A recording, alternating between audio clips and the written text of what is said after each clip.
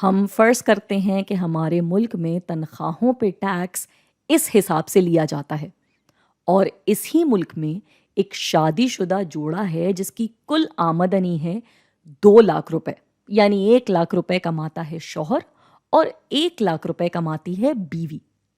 अब ऐसे में अगर तो ये सोचते हैं कि वो दो अलग अलग अफराद हैं और अपना पैसा अपने हिसाब से कमाते हैं और अपने हिसाब से खर्च करते हैं, तो उन पे टैक्स लगेगा कुछ इस हिसाब से।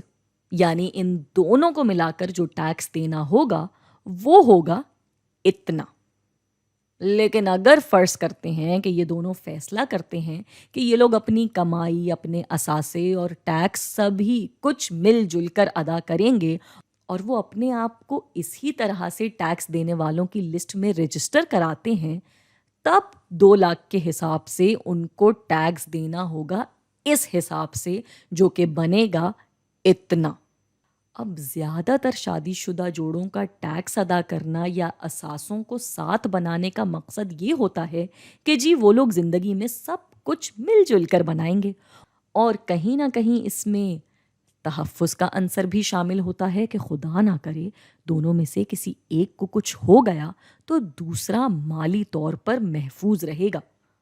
मगर इस पे लगने वाले टैक्स को देखकर ये साफ अंदाज़ा हो जाता है कि टैक्स के मामले में ये सोच उन पे थोड़ी सज़ा सी बन जाती है। इसीलिए इसको मैरिज पेनल्टी यानी शादी की सज़ा का नाम दिया जाता है। तो क्या ये सज़ा वाली सूरत हाल हमेशा यूं ही रहती है? हाँ, अभी देखते हैं। मिसाल लेते हैं कि एक दूसरा जोड़ा है जहां एक फर्द इतना कमाता है और दूसरा इतना, और अगर ये अलग अलग टैक्स देते हैं तो उन पर इतना टैक्स आता है, लेकिन अगर साथ साथ देते हैं तो इतना। तो फिर इधर तो ये सजा नहीं बनी, बल्कि उल्टा दोनों को फायदा ही हो गया।